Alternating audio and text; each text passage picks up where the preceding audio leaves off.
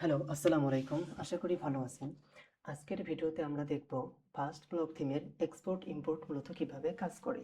আচ্ছা, আমরা যখন ফাস্ট ব্লক থিম দিয়ে আমাদের ওয়েবসাইটটা ডিজাইন করি, সাপোজ এই ওয়েবসাইটটা আমরা ফাস্ট ব্লক থিম দিয়ে ডিজাইন করলাম।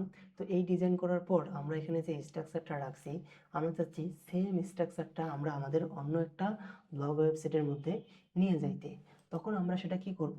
তো আমাদের এখানে সব কিছু যেহেতু ডিজাইন করা আছে, আমরা সরাসরি চলে যাব এক্সপোর্টের মধ্যে। এক্সপোর্টের মধ্যে গিয়ে আমরা এখান থেকে এক্সপোর্ট ডিজাইন দিয়ে দিব। এক্সপোর্ট ডিজাইন দিলে আমরা এখানে একটা জেসন ফাইল পাবো। এই জেসন ফাইলটা আমরা আমাদের ওয়েবসাইটের যেখানে অন্য কোনো ওয়েবসাইটে যদি আমরা যাই, সেই ওয়েবসাইটের মধ্যে ফার্স্ট ব্লক থিমটা ইনস্টল করব। ইনস্টল করে এখান থেকে জাস্ট সুস ফাইল দিব।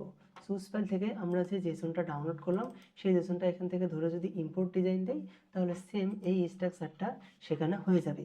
পাশাপাশি যদি আপনারা চান যে না, এই ওয়েবসাইটের মধ্যে যতগুলো পোস্ট আছে, পেজ ক্রিয়েট করা আছে, আমি সবগুলো সহ অন্য একটা ওয়েবসাইটের মধ্যে নিয়ে যাব, তাহলে কি করবেন? তাহলে এই যে আপনি প্রথমবার জেসন একটা ডাউনলোড করলেন না, তো জেসন প্রথমবার যে আপনি জেসনটা এক্সপোর্ট করলেন, ডিজাইন এক্সপোর্ট করলেন, এখন আপনাকে পোস্ট এবং পেজগুলোকে এক্সপোর্ট করতে হবে। এটা করতে হলে কি করবেন? চলে যাবেন হচ্ছে টুলস থেকে যাবেন হচ্ছে এক্সপোর্টে। টুলস থেকে যখন আপনি এক্সপোর্টে গেলেন, তখন আপনি কি করবেন? পোস্ট পোস্ট ক্লিক করবেন। পোস্ট ক্লিক করে পোস্টটা আপনি এক্সপোর্ট করবেন। পাশাপাশি পেজে ক্লিক করবেন। পেজে ক্লিক করে সব পেজটাও আপনারা এক্সপোর্ট করে নেবেন। তো আপনার কাছে এখন ফাইল আসলে হচ্ছে তিনটা। আপনার কাছে তিনটা ফাইল থাকলো, একটা হচ্ছে আপনার পোস্ট, একটা হচ্ছে আপনার পোস্টের ফাইল এক্সএমএল ফাইল, একটা হচ্ছে পেজের এক্সএমএল ফাইল, এবং আরেকটা হচ্ছে আপনার জেসন ফাইল, ডিজাইনের জেসন ফাইল। তো আপনারা এখন আপনাদের ফাইল ওপেন করবেন। ফাইল ওপেন করে যে তিনটা আছে, এই তিনটাকে ধরবেন, ধরে এই তিনটাকে জাস্ট জিপ ফাইলে কনভার্ট করে ফেলবেন।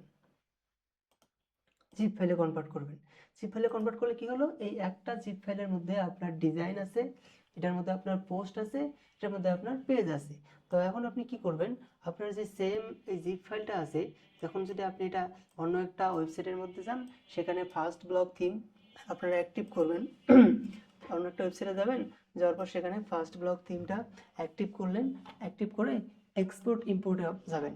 এখান থেকে আপনারা চুজ ফাইল থেকে সেই জিপ ফাইলটা যদি আপনি সিলেক্ট করে দেন, সিলেক্ট করে দিয়ে যদি আপনি ইম্পোর্ট দেন, সেমভাবে এইখানে যতগুলো পেজ আছে, ক্যাটাগরি আছে, পোস্ট আছে, সবগুলো হেডার ফুডার থেকে সিলেক্ট করে সবগুলো সহ সুন্দরভাবে এখানে ইম্পোর্ট হয়ে যাবে।